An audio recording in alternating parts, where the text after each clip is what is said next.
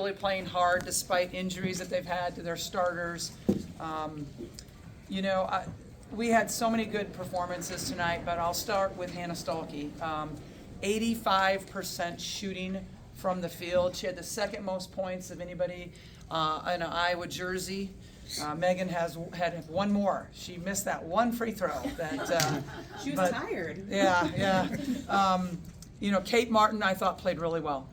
75% shooting, 16 points, 16 rebounds. It's amazing.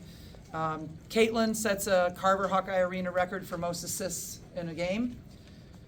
I thought Sid Folter played really well, has 10 rebounds for us, is perfect from the line, had some really tough defensive assignments that she did a really good job with. So some really great individual performances out here tonight, and just a lot of fouls. Long game.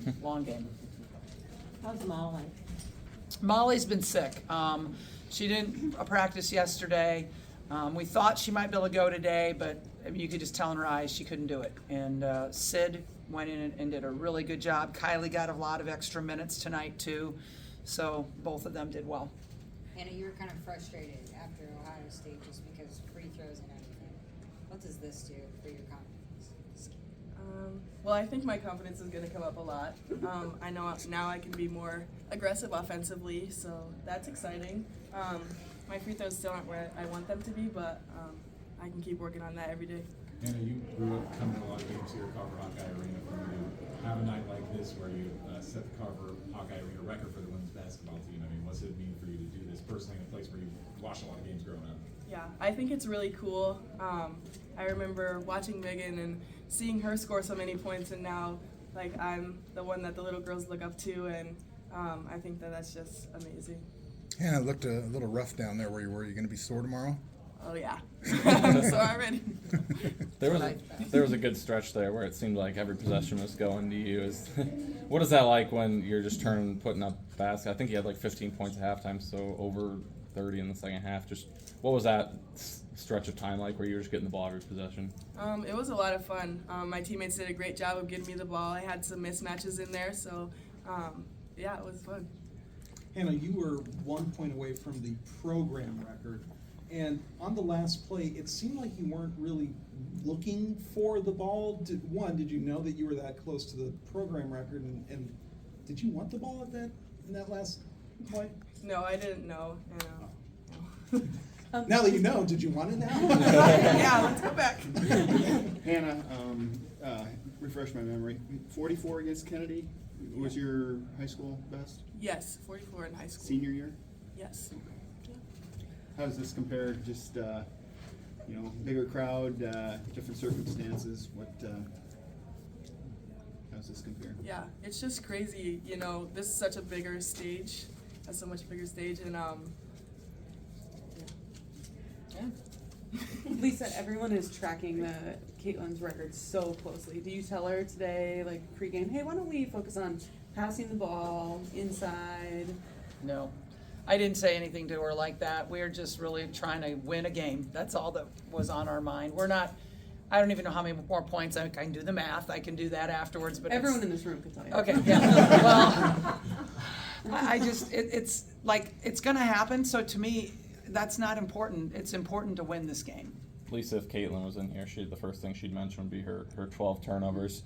Probably not her best game this season, but what can you say about the rest of your team, whether it was Hannah or you mentioned Kate, Sid, everyone else being able to step up in a really high-scoring game? In other years, in a game this high-scoring, Caitlin would have had to go for 45.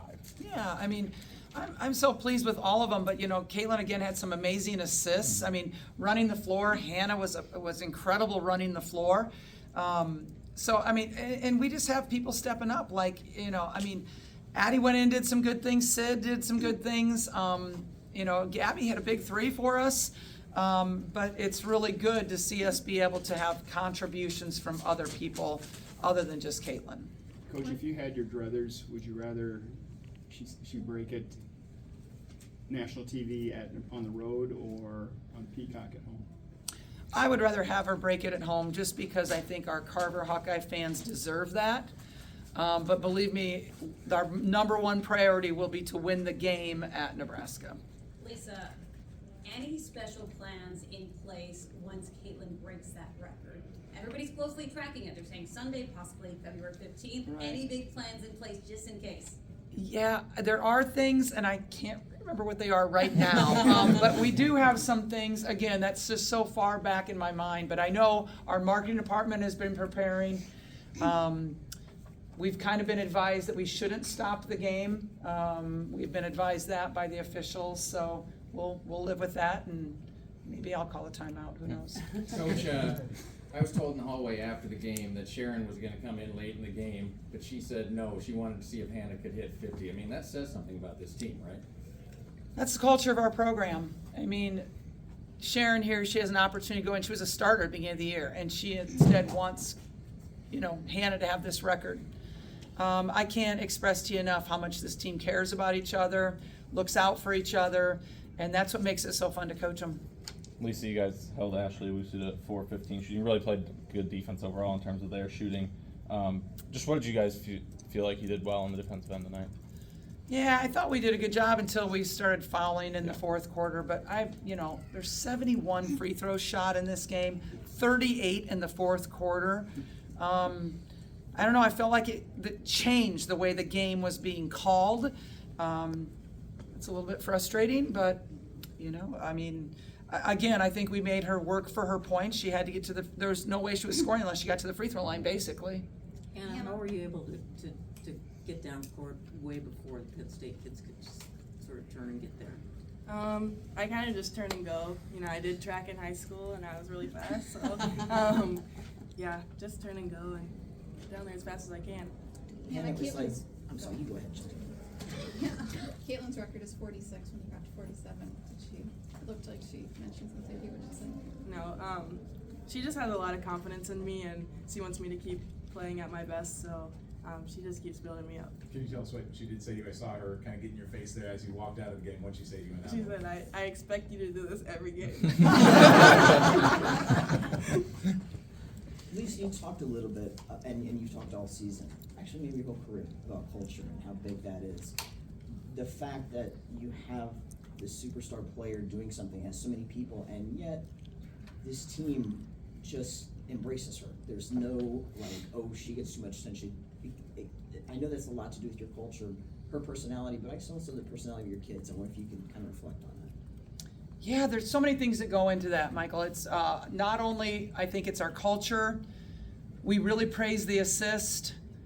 One of our values is everyone matters. And it doesn't matter to us if you're the leading scorer or if you're a person that seldom gets off the bench. To me, everyone matters. And it's one thing to have that pasted on your wall, it's another thing to live it.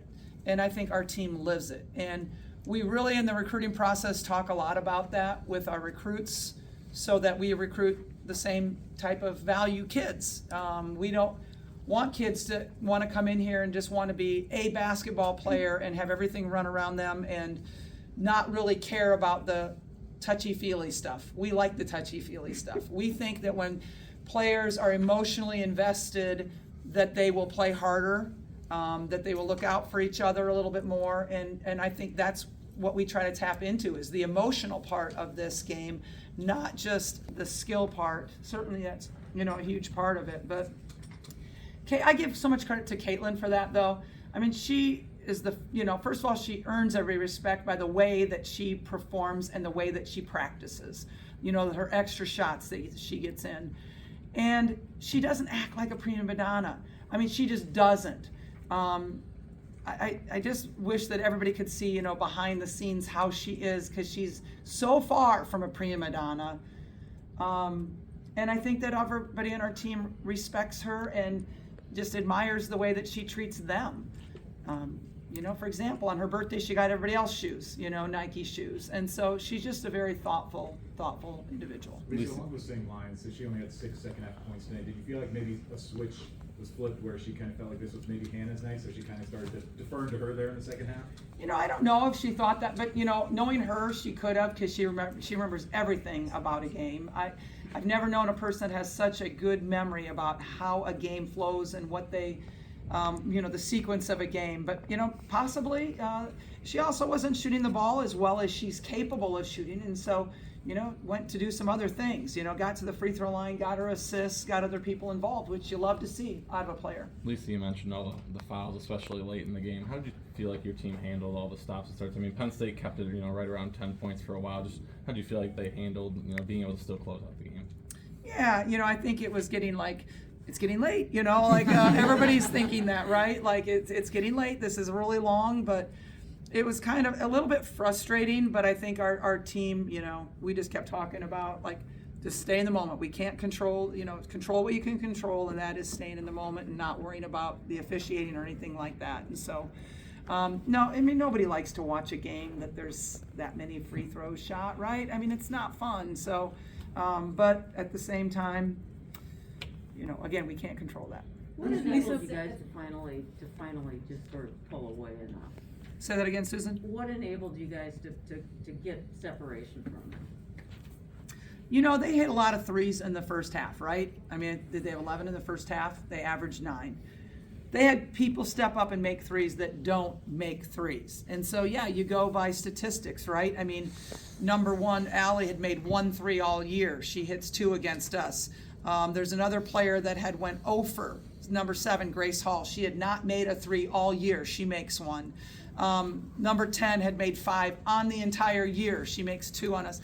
So it's one of those things, you go statistically, right? You try to play statistics a little bit.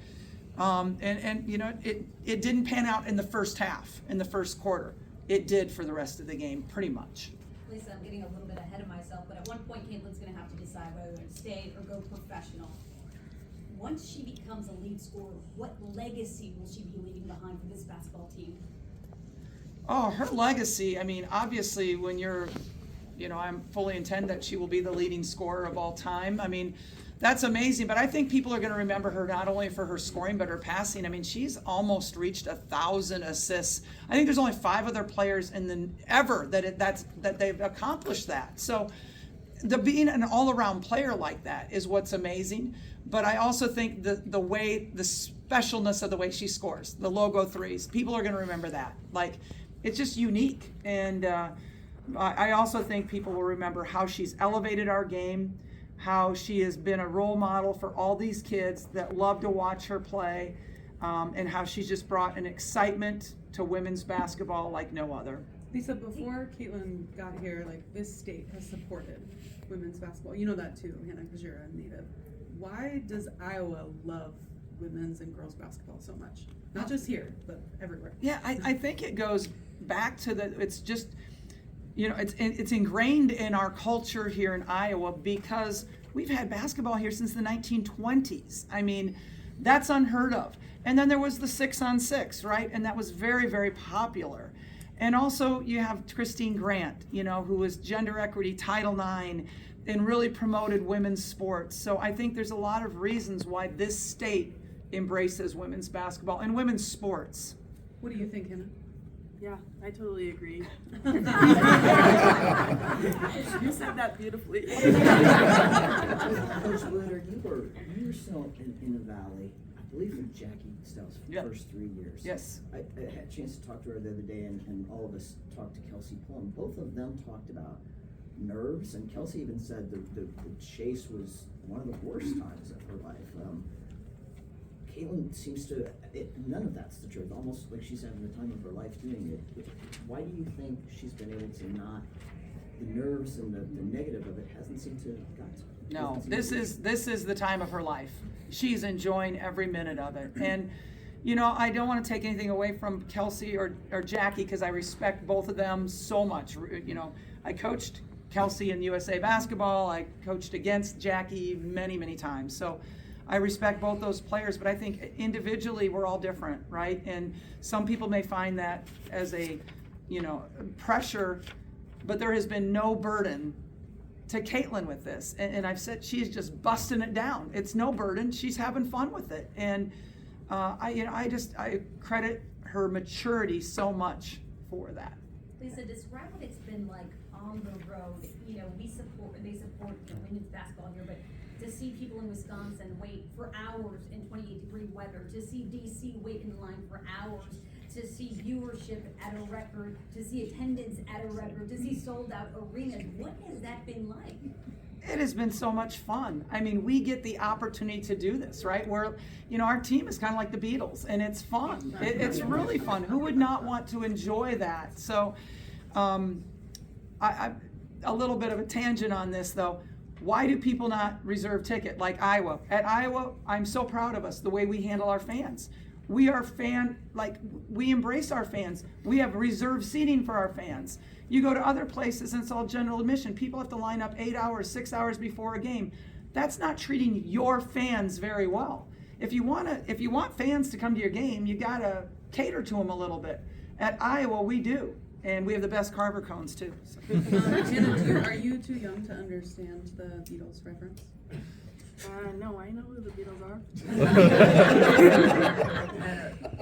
Speaking of fans, your parents are two of the most entertaining people in the stands. One, do you ever glance up at them? And two, what does it mean? Everyone says, I'm the biggest fan of their kid, but those two are Hannah Stuelke fanatics. What does it mean to have them? I think it means a lot. They've been like that since I was little.